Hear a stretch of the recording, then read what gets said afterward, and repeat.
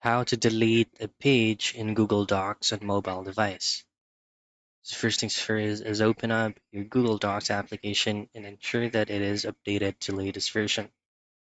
Now logged in and then view the current project or document where you would like a certain page to be deleted.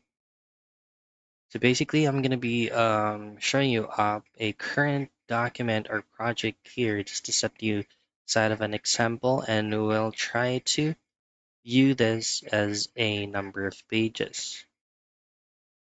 So for example, right here, so basically Google Docs does not actually have a direct feature or tool for you to automatically delete the whole page. But what you can do is just by simply tapping and holding on that current page and then head straight into select all. And once you erase the whole thing, it will automatically erase the whole page as well. So I believe that's pretty much it. That's the only thing that you can do for you to be able to delete a page in Google Docs on mobile device.